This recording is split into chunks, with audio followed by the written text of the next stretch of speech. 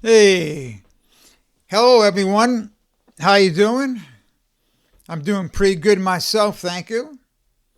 This is the old ham and egger here, and my name is. And if you want a coffee cup like that, you can either change your name or do the easy thing and let me know, and I'll see if I can sell you a couple. Now, before we continue, let me just ask you if you could just hit the thumbs up button, hit the subscribe button. Everybody would be happy, especially me.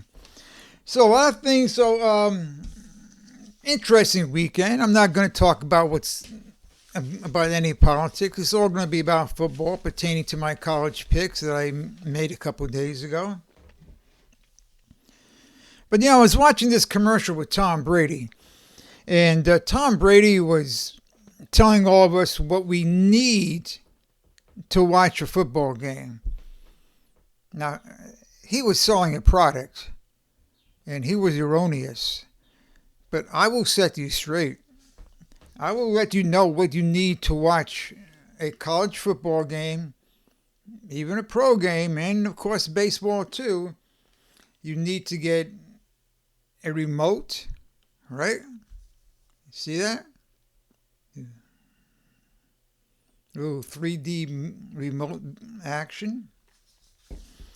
And more importantly than that, you need to be sure that you have a working, operable mute button. I cannot watch a game without the mute button. There are times when I put the mute button on and I'll put on music or something. These guys are absurd. And that brings me up to one of the guys for which we all need a mute button, and that's Joe Tessitore. Now, Joe Tessitore, he's got a good voice. He's got a nice voice, and he's enjoyable to listen to when he calls the plays.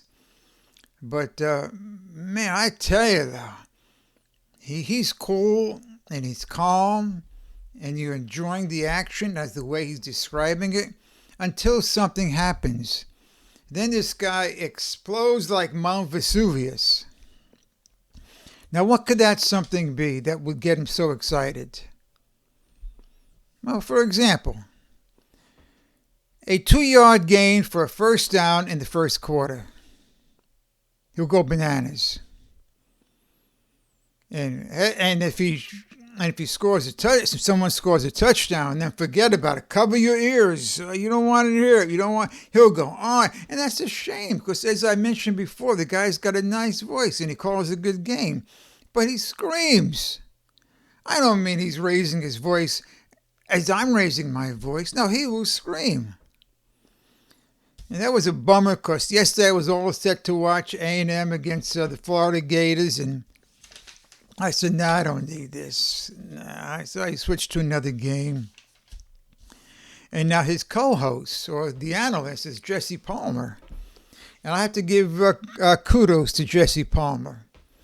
Because when Jesse Palmer first started out, years and years ago, he was, as Ralph Cramden might say on The Honeymooners, a blabbermouth. He was a blabbermouth. Never stopped talking. Never. He would talk at the end of the play to maybe 2 seconds before the ball is snapped. And sometimes he'll be talking about the previous play while the current play was still happening. But he's come a long way. And it's too bad, too, because he's stuck with Screaming Joe Tessitore, right? Screaming Joe. Too bad. Too bad when you have so much working for you, as he does, and maybe he's doing it because he was trained to do that way. I'm not sure. Either way. And we talked about the picks last week. I was 8 up, 7 down. No big deal. As I mentioned, there's a lot of equity in today's college football game. You cannot, it's tough. It's tough. to pick college games as opposed to a few years ago. For example, after 3 weeks, I mentioned before I do this with the New York Post, and they have their 7 columnists. After 3 weeks, me and another guy are ahead 25-20, 25 wins, 20 losses. However, though, the guy at the bottom, the 2 guys at the bottom, they are only 22 and 23. So there's not much difference whatsoever. It is tough. And don't worry about me in these imaginary games I play. If I ever start calling up these guys on the phone and inviting them to come over to some diner for some ham and eggs and some football talk, then you can start worrying, okay? But something I enjoy, and that's why I get a kick out of these experts, right? They had the so-and-so picks these top 6 picks, right? Make money doing this. No, you're not going to do it. And on my best bets, the ones I thought had the best likelihood of winning, I was 3 up and none down. Again, I'm doing pretty good with that though. There's one guy got 9-0. My goodness, he's picked 9 consecutive best bets. Well, good for him. Okay, last week I had K-State. K-State did cover. Good for them. K-State's got a good team. Told you about they have a good program, a good coach. He's continuing from what Bill Snyder built up at K-State over those many years. I then had Alabama, 15.5 over Wisconsin. 42 sounds good, but as an Alabama fan, I still have some concern. All during spring training and spring practice and fall practice, all these guys' names were mentioned as weapons. And so far, it's only been Milroe this, Milroe that. You got to spread the ball out.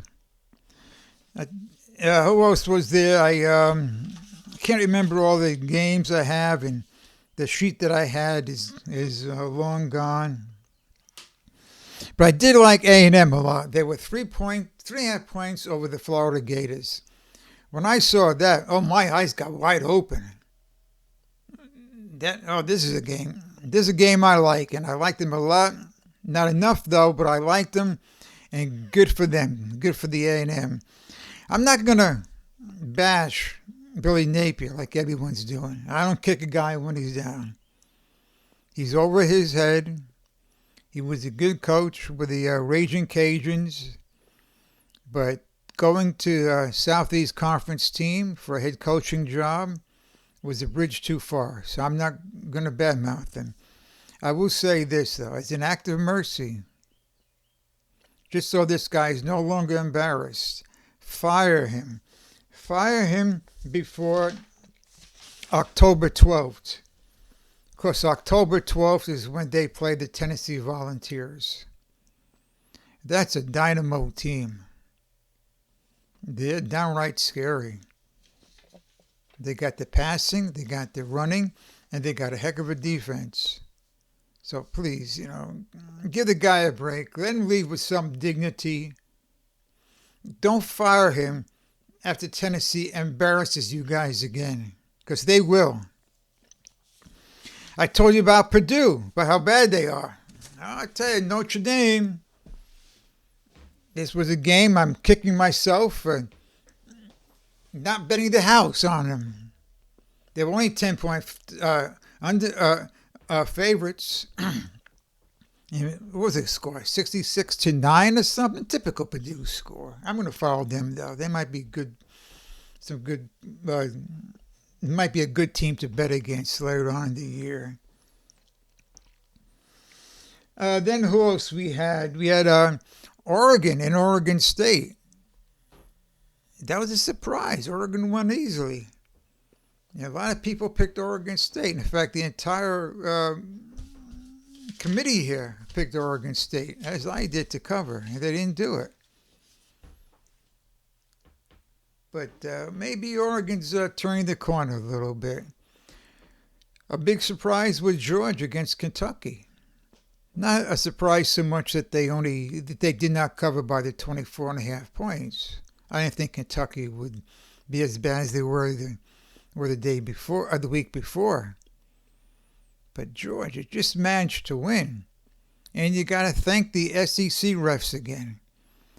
It's astounding how the best football conference for decades has had the worst refereeing crews for decades.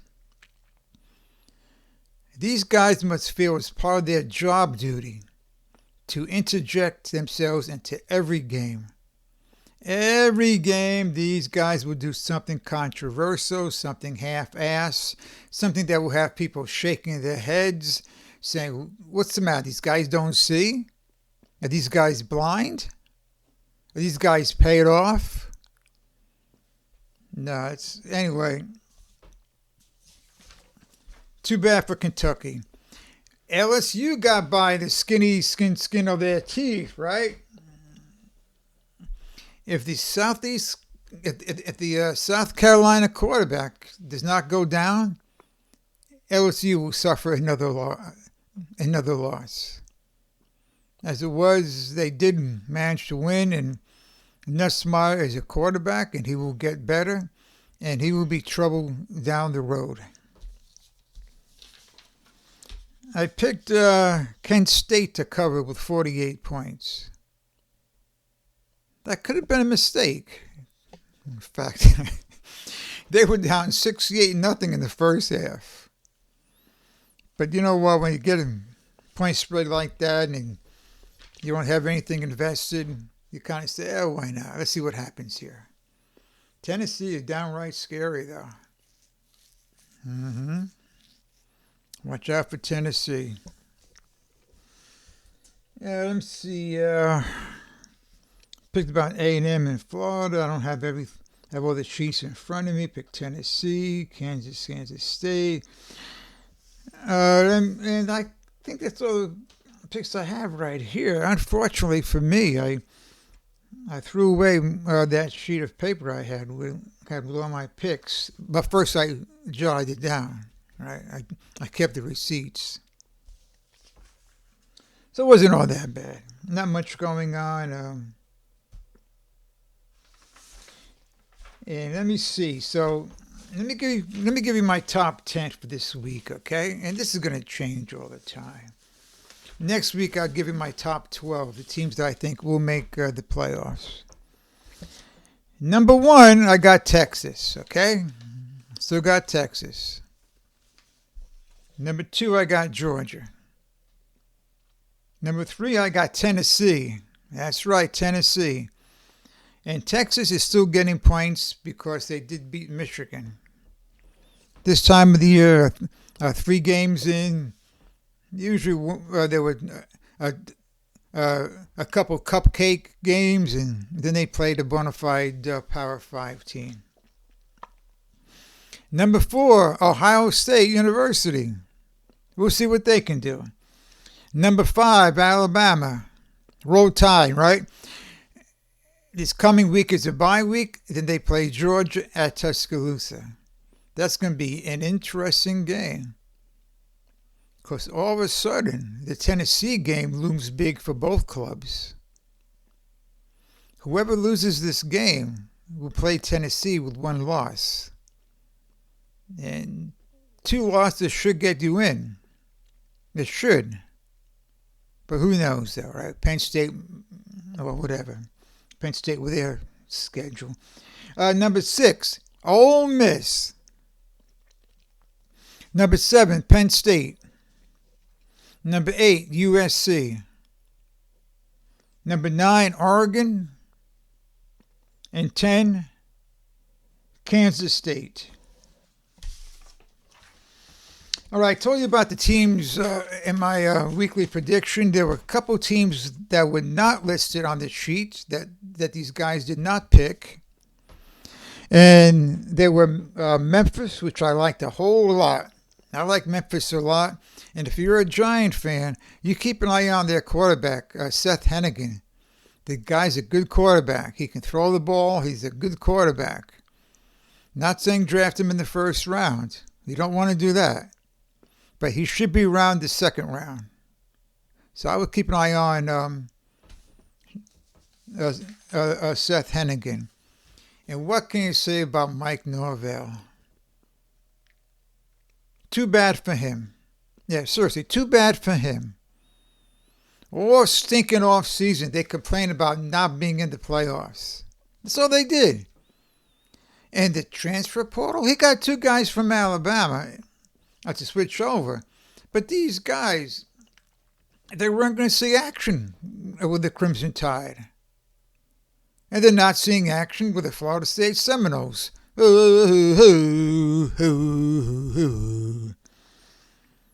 too bad for them. Sorry. Not sorry. And I like Colorado State over the primetime Buffaloes. I was surprised. Not surprised that the Buffaloes won, but they covered the spread easily. It was 8 points. They won 28-8. Colorado State must be a real bad team. Real bad team. And the third team that I liked a lot was the aforementioned A&M Aggies over the Florida Gators. Billy Napier, poor guy. Dead coach walking. And so is Mike Norvell. But Norvell signed a big... See, Norvell might not be a good coach, but he's no dummy. There was supposedly some overtures from Alabama to Mike Norvell. Nothing was in concrete, nothing firm. They might have said something like, "Hey, Mike, you want to talk a bit?" All right, we'll talk. When the Seminole Athletic Department heard about this, they gave him a big contract. Okay, let me wrap this up. As usual, I'm going on too long here. Next week's games in the top 10. Alabama and Georgia are not playing. Tennessee is at Oklahoma. We'll see now about Tennessee. They're going to put up points, but how many points can they put up? Texas, just after a tough game against the University of Texas at San Antonio, faces University of Louisiana at Monroe. They're getting a lot of mileage out of being Michigan. I've been reading about how this Archie Manning, about how he should replace Quinn Ewers. This guy's nuts.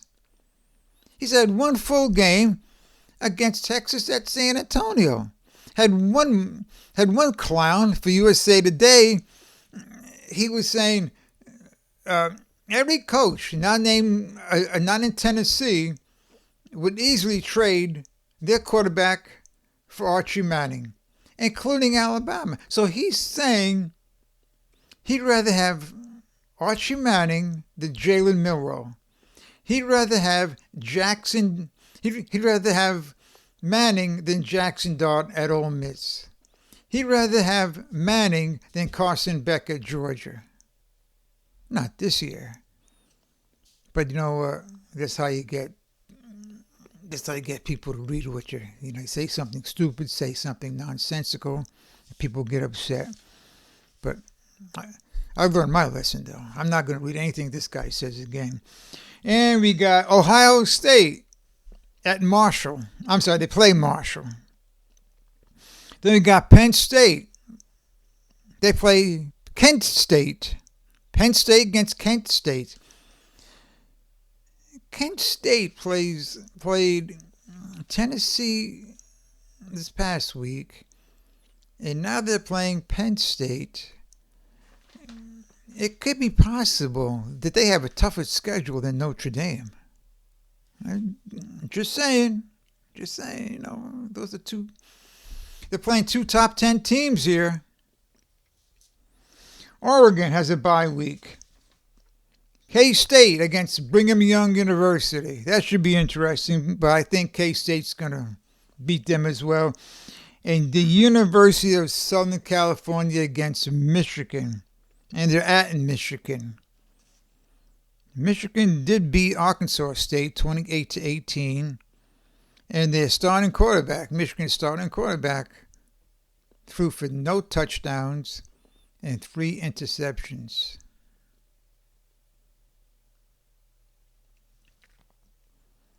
This might be the year they get exposed big time. I know there are a lot of Buckeye fans licking their chops at facing these guys in Columbus. Well, I think that's about it. I'll probably get to talk about football again when the picks come out. Give you my opinions. So until then, I want you all to stay healthy, stay safe, and stay vertical. Talk to you later.